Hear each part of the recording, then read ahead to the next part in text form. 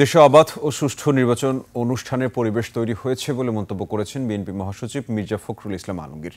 গুলশানে এক অনুষ্ঠানে তিনি বলেন, জনগণ সমর্থন দিলে দেশকে গণতান্ত্রিক ও অর্থনীতিতে সমৃদ্ধশালী করে গড়ে তুলবে বিএনপি।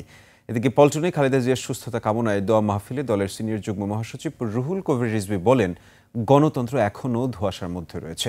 রাশেদ রায়হানের রিপোর্ট। রাজধানীর গুলশানে বেগম খালেদা জিয়ার রাজনৈতিক কার্যালয়ে ডক্টর রেজা কিবরিয়া বিএনপিতে যোগদান অনুষ্ঠান। এতে যোগ দেন দলের মহাসচিব মির্জা ফখরুল ইসলাম আলমগীর।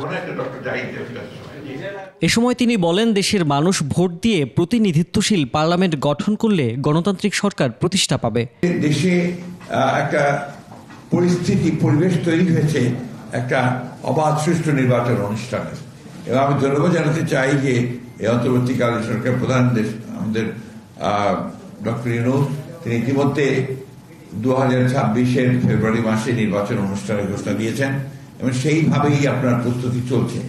বিএনপি সরকার গঠন করলে দেশের অর্থনীতি সমৃদ্ধ হবে বলেও মন্তব্য করেন মহাসচিব। বিএনপি যদি সরকার পরিচালনার দায়িত্ব পায়, তাহলে অবশ্যই বিএনপি বাংলাদেশকে একটা সত্যিকার অর্থেই একটি গণতান্ত্রিক এবং একটা সমৃদ্ধ অর্থনীতি গড়ে তুলতে সক্ষম হয়। এর আগে ফুল দিয়ে ডক্টর রেজা কিবরিয়াকে বিএনপিতে স্বাগত জানানো হয়।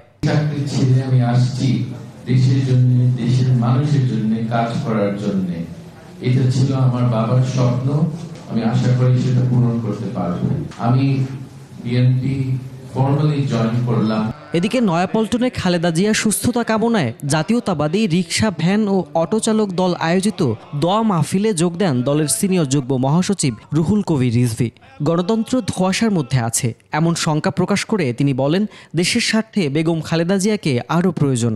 আমাদের মাঝে এই দুনিয়াতে তার আরও বেশি প্রয়োজন। এখনও আমরা অবাধ সুষ্ঠু নির্বাচন ফিরে পাইনি। গণতন্ত্র এখনও একটি ধোঁয়াশার মধ্যে আছে এবং স্বাধীনতা সার্বভৌমত্বের উপর প্রতিনিয়ত হুমকি আসছে বিভিন্ন দিক।